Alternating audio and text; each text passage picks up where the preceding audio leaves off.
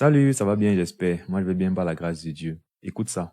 Je fendrai la mer, je brisais les barrières comme Josué. Un guerrier, je suis venu nation, être roi comme Salomon te construire une maison. Être un missionnaire, comme l'apôtre Pierre dans le ministère. Servir dans l'église, comme le frère Philippe, étant plein de l'esprit. Dis-moi, Seigneur, dis-moi. Voilà, donc, nouveau single bientôt disponible sur ma chaîne. En attendant, j'espère que tu as déjà écouté mon dernier album, Le Dieu de mon salut. Si ce n'est pas encore le cas, va le faire. Je te prie, les liens sont dans la description. Et aussi, des choses intéressantes arrivent dans un futur proche sur cette chaîne. Donc, abonne-toi si ce n'est pas encore le cas. Et voilà, ceci étant dit, passons à cet épisode du Chant de Dieu, générique. Connaissons la crainte de Dieu, nous voulons te convaincre. Tout en suppliant, sois réconcilié avec Dieu. Tu peux échapper à l'enfer que tu mérites. Jésus, celui qui n'a point connu le péché, Dieu l'a fait devenir péché pour nous, afin que nous devenions en lui fils de Dieu. Quelle bonne nouvelle, bonne nouvelle.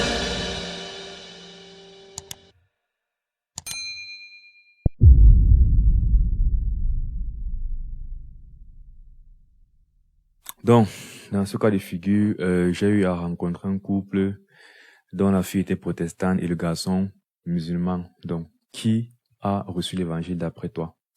C'est ce qu'on va voir maintenant.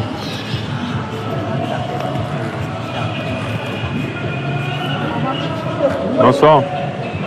Apprécié. Je suis en train de prêcher la parole de Dieu. Vous avez un peu de temps à m'accorder pour écouter. Grand. Comment je m'appelle le père, non? Regarde ta barbe là, tu m'appelles le père comment? Non, je suis un genou comme vous. Oui, bon, je vais se prêcher la bonne nouvelle du royaume des cieux. En demandant déjà si vous êtes des croyants. Ah, vous êtes musulman. Toi aussi. Il a dit, moi je crois en Allah. Ok, dans tous les cas, Jésus aimait de prêcher l'évangile à tout le monde. Il prêche seulement. Voilà. Protestants, musulmans, est-ce que si vous venez à mourir aujourd'hui et que Dieu vous jugeait, il vous recevra au ciel?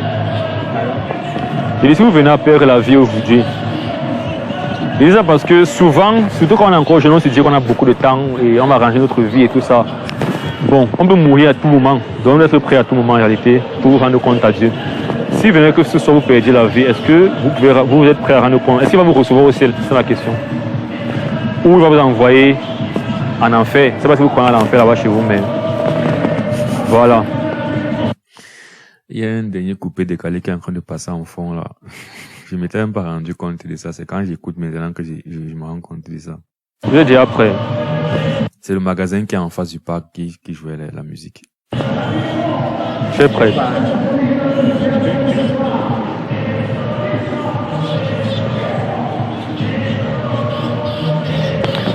Bon. D'accord. Soit je vais aller en enfer, soit je vais aller au paradis. Mais la femme est bon. Donc c'est une femme je dois contenter là. Je ne pense pas que ce soit bien compréhensible. Il dit qu'en ce qui le concerne, donc le garçon est musulman, la fille est protestante. Il dit qu'en ce qui le concerne, il ne peut pas affirmer qu'il ira au paradis ou en enfer, mais que la pente tend plus vers l'enfer. Voilà ce qu'il dit. Ok. La Bible dit que... Oui, naturellement. La plupart des croyants font les actes positifs. Mais la question c'est est-ce que ça suffit? Il a dit que toujours est-il qu'il fait des actes positifs. Donc même si la pente tend vers l'enfer, il dit que toujours est-il que lui, il s'applique à faire des actes positifs. Et généralement quand on s'examine, on sait que c'est... Si Dieu voit ce qu'il fait, s'il ne va pas au ciel. Oui, bon, je vais donc juste prêcher l'évangile. Vous connaissez que certaines personnes en fait comprennent l'évangile, mais sans, surtout pour les protestants, mais sans vraiment comprendre. C'est-à-dire qu'on a compris le message. Oui. Il transcende les dénominations. Donc là, il m'a demandé quelle est ma dénomination. Est-ce que je suis catholique ou protestant ou quoi? Chrétien biblique. Il transcende les dénominations. Je suis chrétien biblique. Il dit ça parce que, en fin de compte, mon message ne va pas dépendre d'une église. Ça dépend de ce que Jésus a dit. Parce que pour moi, Jésus, c'est la vérité. Ce qu'il dit est vrai. Tu es d'accord avec ça, non? Moi, je suis d'accord avec toi. Tu n'es pas d'accord. Sinon, si ça va me demander si tu es d'accord. Je lui demande s'il est d'accord avec ce que Jésus dit, il dit oui.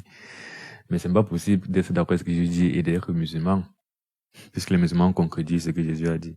Hein? Voilà, moi je suis d'accord avec tout ce qu'il a dit. Bon, ok, je voulais dire ceci.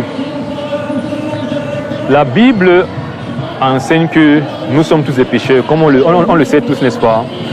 Et que le salaire du péché, c'est la mort. Il y a une première mort, c'est celle dans laquelle nous sommes à la base. Quand Adam a mangé le fruit, ou bien touché l'arbre défendu, quand ils ont péché, Dieu a dit le jour où vous mangerez, vous mourrez, n'est-ce pas? Et Dieu n'est pas un menteur. Ça veut dire qu'Adam est mort le jour-là. Sauf qu'Adam n'est pas mort comme on meurt, comme on comprend la mort aujourd'hui. C'est pas que le cœur arrête de battre. Donc quelle était donc cette mort? C'est la mort spirituelle. Adam est un être qui par la suite est séparé de la relation intime qu'il avait avec Dieu. Et nous tous aujourd'hui, en fait, nous sommes comme Adam en réalité. Nous sommes séparés de Dieu. N'est-ce pas? Donc nous sommes en fait des personnes qui sont mortes. Mais le pire, c'est que cette mort nous prédispose à la seconde mort.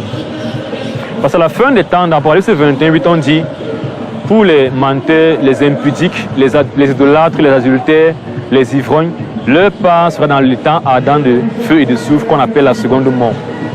Voilà, donc c'est ça l'enfer. C'est un endroit en fait de souffrance éternelle. Donc, nous allons tous nous retrouver là-bas si Dieu nous juge. Parce que c'est au jour du jugement en fait que certaines personnes seront amenées en enfer et d'autres seront au ciel. Or, si je prends les péchés qu'il a cités là, et c'était une liste qui n'était pas exhaustive. Mais si je prends seulement les menteurs par exemple, tous ont menti, n'est-ce pas? Tous sont impudiques, oui. Ça veut dire qu'en principe, tout homme devrait partir en enfer. Et en fait, tout homme doit partir en enfer. Nous méritons tous l'enfer parce que nous sommes des pécheurs. Et notre péché attire la colère de Dieu. Et l'enfer, c'est la colère ultime de Dieu en réalité. Maintenant, Dieu, parce qu'il nous aime, c'est que si on arrive à la fin du monde comme ça, on va partir en enfer. Du coup, il nous a donné un sauveur qui est Jésus-Christ. Pour qu'avant le jour du jugement, en fait, on soit sauvé.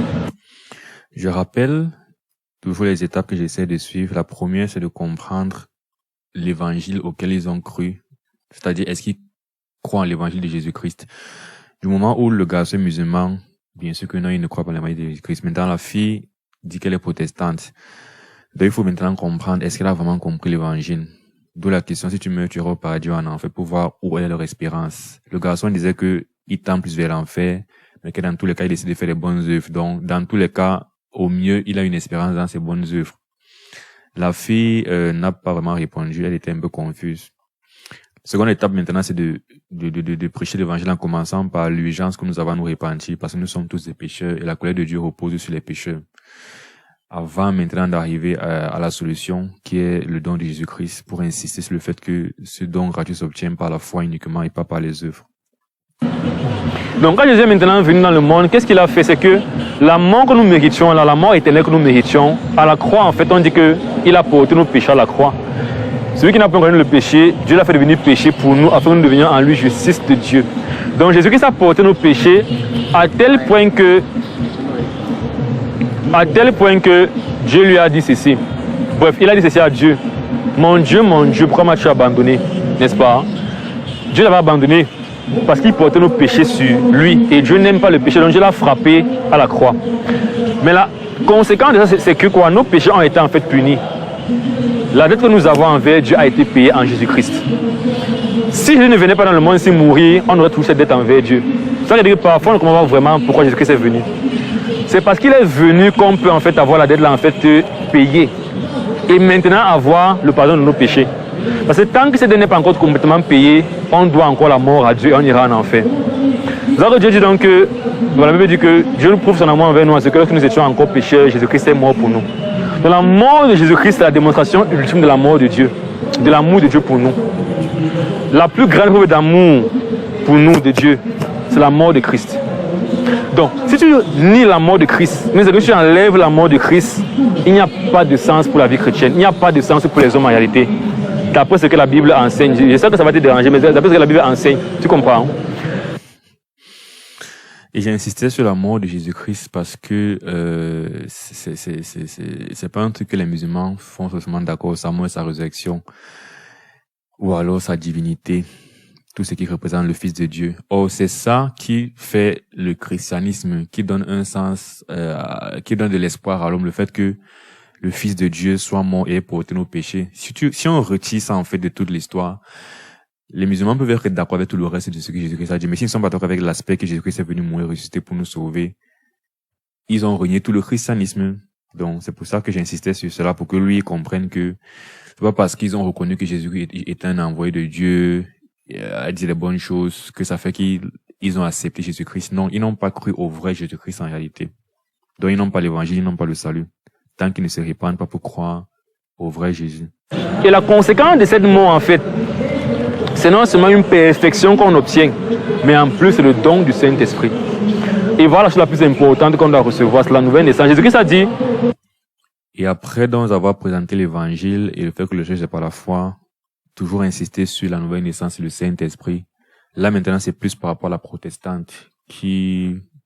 Bon, il faut suivre mes anciennes vidéos pour comprendre pourquoi j'insiste un peu sur le Saint-Esprit dans notre contexte ici, et particulièrement avec une protestante. En vérité, vous le dites, si on ne naît pas de nouveau, une parole au royaume des cieux. Donc tu peux dire longtemps à quel point tu donnes l'argent, les fois tu pars à l'église, tout ça, mais si tu n'as pas reçu le Saint-Esprit, tu n'es pas enfant de Dieu. Or, la condition pour recevoir le Saint-Esprit, c'est vraiment d'avoir reçu ce Jésus-Christ-là, en fait, et d'avoir renoncé à tout. Tu comprends? D'avoir dit que Christ, vraiment, si je ne peux rien offrir à Dieu. D'ailleurs, Esaïe nous fait comprendre que nous sommes tous comme les impurs, et notre justice comme un vêtement souillé devant Dieu. Quand on fait le bien là, tant que Christ n'a pas encore lavé ce que nous sommes, son sang n'est pas encore sur nous, notre justice est comme un vêtement souillé devant Dieu. Donc c'est pour dire à quel point sans Jésus-Christ, il n'y a pas de justice en fait. Parce que nous sommes déjà tous achetés par notre péché inné. Donc la conséquence de la mort de Christ, c'est que quand on est lavé par nos péchés, et Dieu met un peu le Saint-Esprit en nous, et on est de nouveau. C'est vrai que nous a dit ça dans Jean 3, il faut être de nouveau. Paul a dit dans Romains 8, verset 16 que, 8, verset 9 que si quelqu'un n'a pas l'esprit de Christ, ne lui appartient pas. Et il dit par la suite que l'esprit de Dieu rentre dans notre esprit que nous sommes enfants de Dieu. Donc le Saint-Esprit nous dit que nous sommes enfants de Dieu. Par contre, quand on le reçoit vraiment en nouvelle naissance, tout chrétien que tu vas voir qui est fervent d'esprit va te dire qu'il est né de nouveau et qu'il a reçu le Saint-Esprit un jour. Pareil, c'est vrai, ça ne manque pas. Et en fin de compte, à la fin du monde, beaucoup de chrétiens vont être confus. Jésus a dit que quoi? Chrétien ici, c'est entre guillemets, donc des personnes qui professent le nom de Jésus-Christ. Ce n'est pas ceux qui me disent Seigneur, Seigneur, qui vont entrer dans le royaume des cieux. C'est pour dire que le tout n'est pas de dire, ce n'est pas ce qu'on... Non, c'est une affaire de cœur et de Saint-Esprit personnel avec le Seigneur Jésus-Christ. Parce que malheureusement, à la fin, beaucoup vont être confus. Ils seront allés à l'église pendant des années, ils auront fait des choses pendant des années, mais ils n'auront jamais... Parce que Jésus-Christ dit, ne vous ai jamais connu, retirez-vous de moi. Mais la bonne nouvelle, c'est que voilà, si on comprend ce message et qu'on a un peu dit que Seigneur, vraiment, le salut vient uniquement de toi, je crois en toi, on reçoit le salut. Et il a encore dit finalement que priez votre Père pour qu'il vous donne le Saint-Esprit. Parce que si tu prends juste ton ami la nuit à 23h, tu dis que je veux un peu le sel. Il dit que ne me dérange pas, dis donc. Tu dis que s'il te plaît, un peu le sel. Jésus dit que il va se lever, te donner le sel là. Seulement passer sur l'importune, parce qu'il veut dormir sur le dérange, tu vois. Il dit que à combien pour forte raison, si vous demandez le Saint-Esprit à votre Père, il va vous donner ça. Parce que méchant comme nous sommes là, on peut donner une faveur à quelqu'un parce qu'il nous dérange seulement. Maintenant, Dieu est tellement bon qu'on n'aime pas le déranger. Si on demande ce il va donner. Donc, un croix en Jésus-Christ, de demander vivement qu'il promette, sa promesse de Saint-Esprit se réalise dans notre vie. Et quand cela est vrai, quand tu as vécu ça, tu n'as pas de doute que tu pars au ciel. Bah, tu connais le Seigneur, tu marches avec lui et en plus il a promis que celui qui naît de nouveau verra le royaume des cieux. Mais celui qui n'est pas de nouveau, la gloire de Dieu demeure tous. Lui, on va le message en fait de l'évangile auquel il faut qu'on croit. Et il est en train de dire que je crois en tout ce que Jésus-Christ a dit. Et ça c'est le fond de l'évangile en réalité, qui n'est pas accepté forcément par un musulman. Donc ce qui fait que lui tu crois seulement à ce que Dieu dit en partie, à ce que Christ dit en partie, sinon tu serais chrétien en réalité. Il te croit ce qu'il avait dit, voilà. Anyway, voilà mon message pour vous. Est-ce que, parce que, regardez, quand les disciples arrivent quelque part, ils prêchent l'évangile, ils ne veulent pas savoir ce que tu croyais avant. Paul arriva en Grèce, il a dit aux Grecs qui avaient les statues d'Athènes, de Zeus, tout ça, que Dieu, sans tenir compte étant en ignorance, annonce à tous les gens qu'il va se repentir. Parce qu'il va juger le monde par Jésus-Christ. Donc c'est pour dire que, quand Jésus-Christ envoie des apôtres prêcher dans le monde entier, Jésus-Christ sait qu'il y a les religions dans le monde entier. Ce n'est pas une chose, il sait qu'il y a les religions. Mais il dit, je suis la seule vérité. Les autres là, c'est le mensonge. Parce que tu ne peux pas concrétiser la vérité et être vrai en même temps. Soit on passe par le Jésus-Christ pour être sauvé, soit il manque et il y a un autre chemin pour être sauvé. Maintenant, lui nous envoie prêcher que c'est lui le chemin, la vérité et la vie. Donc c'est pour, j'insiste comme ça parce qu'il y a un musulman à côté. Et les gens ont souvent cette conception de vérité relative où tu dois prêcher Jésus-Christ aux chrétiens et prêcher Allah aux musulmans. Ça n'a pas de sens. Puisque personne, normalement, ne prêche pas l'évangile à un chrétien. Normalement, un chrétien a déjà reçu l'évangile. Donc, pour dire que le message que Jésus-Christ envoie prêcher au monde entier, ce n'est pas que Jésus-Christ dit que partez dans le monde entier où on me connaît déjà. Non, personne ne connaît Jésus-Christ dans le monde entier. Il envoie ses 12 apôtres aller prêcher au monde entier. Et il sait très bien que dans le monde entier, il y a d'autres religions. Depuis l'Ancien Testament, on voit les religions, on voit Moloch, Balaam, il y a qui encore là? Les Astarté, bref, il y a d'autres dieux dans les peuples étrangers. Et ce que Jésus-Christ fait, c'est qu'il dit, allez leur prêcher que je suis la vérité. Et c'est la même chose aujourd'hui. Si je vois un musulman, un bouddhiste, un n'importe quoi, c'est un être humain qui est séparé de Dieu, qui doit comprendre que le seul moyen de réconcilier avec Dieu, c'est de croire en Jésus-Christ. Donc, je ne veux pas savoir ce que tu croyais avant. Tu te répands, parce que tu étais ignorant, ce que tu croyais c'était faux.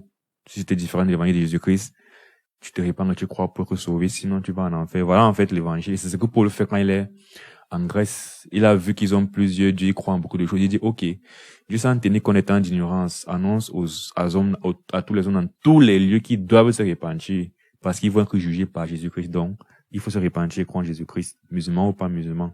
Et quand on voit même logiquement, c'est le seul qui nous rend vraiment juste parce que tu vas dire que je vais prier longtemps, je vais faire ceci et ça pour être juste.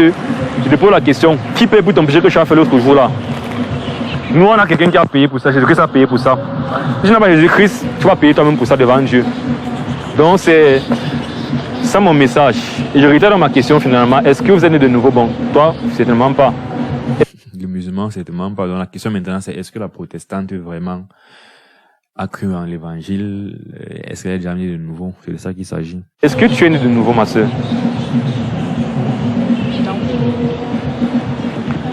Tu commences ce que ça implique, non? J'ai été très clair. Et elle a répondu non. Est-ce que tu veux être né de nouveau maintenant? Ok. Ça va vous mettre très mal à l'aise. Parce... Dans d'autres termes, est-ce que tu veux donc vraiment être sauvé? Ouais, c'est une chose de partir à l'église et s'appeler protestant, mais si tu n'es pas né de nouveau, ce n'est pas bon. Il faut vraiment connaître le Seigneur personnellement. Parce que quand je parti là, bon, anyway. Ce que tu vas faire, pardon? Pardon? Ah! Comment est-ce que c'est l'anglais alors? C'est que j'ai le reflet souvent de dire bref, ou anyway. Donc parfois, bon, je me rends un peu compte qu'il a dit anyway. Mais bon, il croit qu'il me taquinait seulement. Anyway. Ok, ça veut dire que tu n'es pas encore sauvé, ma soeur. Tu comprends ça? Est-ce que tu comprends ça?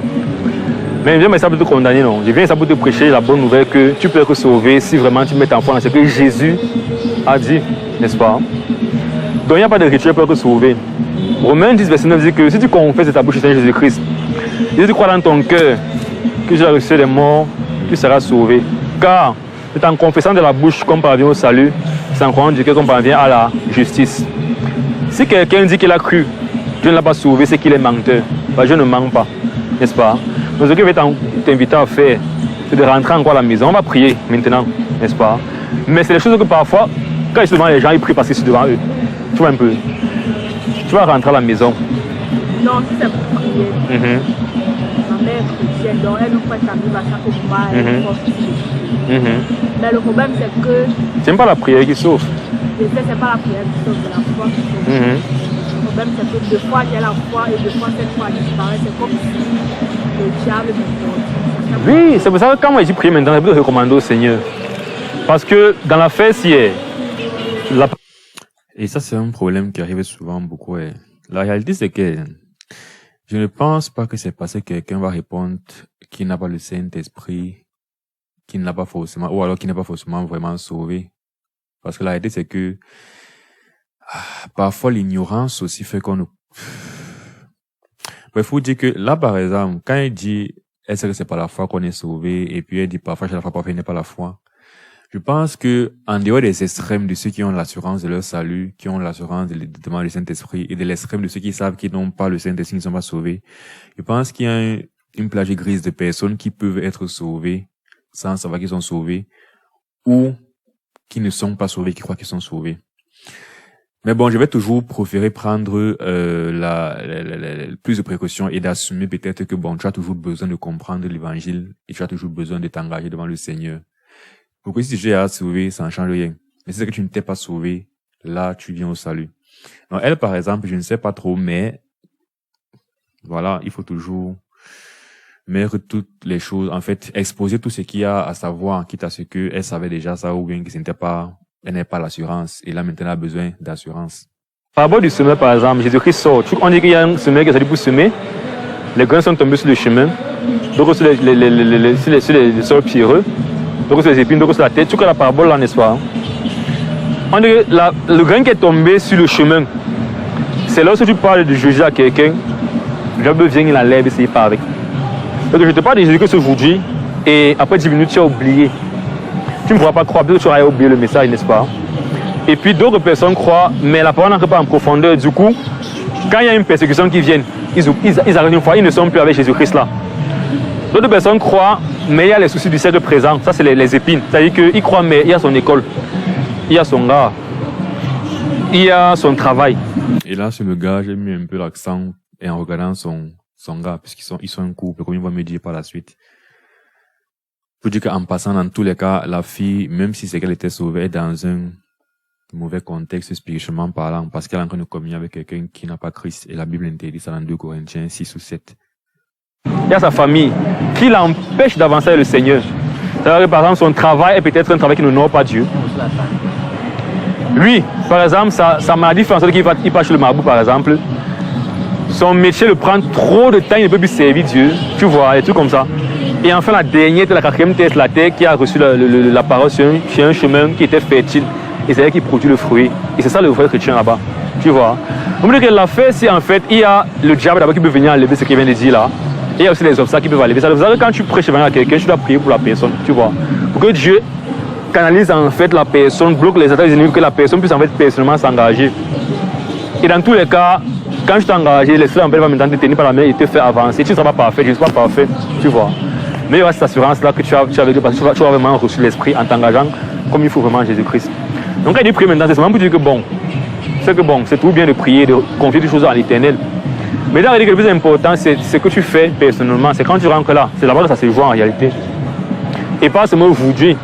C'est quand tu rentres là, c'est-à-dire que bon Seigneur, vraiment, les Saint-Esprit là, je ne suis pas sûr, c'est flou, mais je veux naître de nouveau parce que c'est là que je serai sauvé. Je crois en toi, je te mets dans ta parole. Et c'est de chercher le Seigneur maintenant tous les jours. C'est lui maintenant qui va te donner l'assurance de ton salut dans ce processus-là. Tu comprends? Donc, je vais avoir ton numéro pour qu'on travaille sur ce plan-là plutôt. Parce que bon, vous êtes ensemble et tout maintenant là. Comme ça, on en discute encore plus tard. Tu es son gars. Je pense au numéro vraiment par rapport à la parole de Dieu, les gars. Je te pardonne. Hein? Je te pardonne. Passez pour ce numéro. Bon, là, j'ai commencé, je l'ai un peu taquiné, mais après, j'ai arrêté l'enregistrement par accident. Mais voilà, j'ai eu à, bon, voilà, on prend son numéro, non, j'ai pris mon téléphone, j'ai arrêté l'enregistrement sans savoir. Mais après, on a prié et puis on s'est appelé par la suite et, non, j'ai pas réussi à l'appeler par la suite, mais on a causé par message par la suite. Et bon, elle a dit qu'elle continuait vraiment à se rapprocher et tout. Et voilà, c'est la fin de cet épisode. J'espère qu'il y a eu des choses édifiantes pour toi. Notamment, ça c'est, je crois, le premier cas de figure que je partage où je prêche à quelqu'un qui est notre religion, du genre musulman comme ça. J'espère donc que, comme toujours, cette vidéo, ce que tu as vu et entendu va t'aider à davantage partager ta foi, prêcher l'évangile à tes proches, à tes amis et même à des inconnus.